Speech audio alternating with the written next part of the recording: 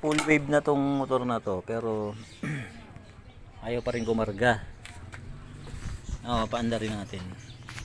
Baka may problema kayong ganito.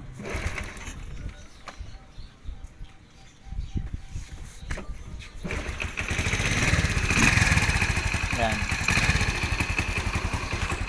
12.7 lang yung reading niya.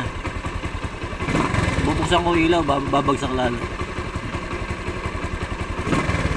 Yan, 12.3 bagsak, bukas ang ilaw, naka full wave yan. Ngayon tuturo ko sa inyo paano malalaman kung sira na yung stator nyo.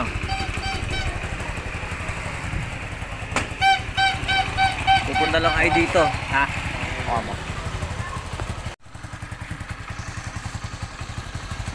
Pupunta lang kayo sa stator, hahanapin nyo yung dilaw tsaka puti.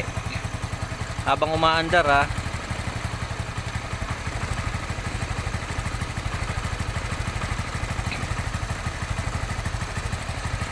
ngayon itong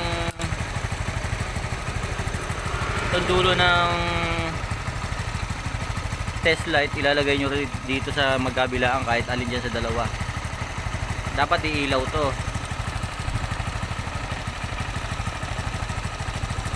Ayan, yan. Ito yung ilaw. Ayan. Ito yung ilaw.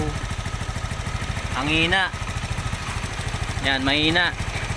Yan yung palatandaan na sira na yung stator nyo kahit naka full wave pa kayo. Dapat malakas ang ilaw nito. Ibobomba ko.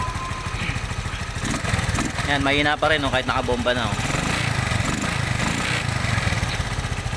Yan ang palatandaan na sira na yung stator nyo. Tama yung full wave nito, walang walang sablay, kasi para malaman mo na sablay yung full wave mo, ganito. Test light tayo, ilalagay mo sa ground yung clip ng test light, tapos dapat hindi ilaw to. Tapos hindi rin ilaw dapat tong puti. So good yung good yung pag full wave ko. Pero ayaw pa rin kumarga. Ibig sabihin sira yung stator natin, mahina yung ilaw. Ulitin ko, ha. Ayan, ha, ulitin ko, ha. Ayan, mahina yung ilaw, dapat malakas yan. Ganito dapat ang ilaw, pag tinesting nyo. Dapat ganito kalakas ang ilaw kapag tinesting nyo yun. Yan ang normal na ilaw. Kapag tinesting nyo yung dalawang wire nang galing sa stator, yung white at yellow, o kaya pink at yellow, minsan yon, ganyan dapat kalakas. So kanina napakahina na.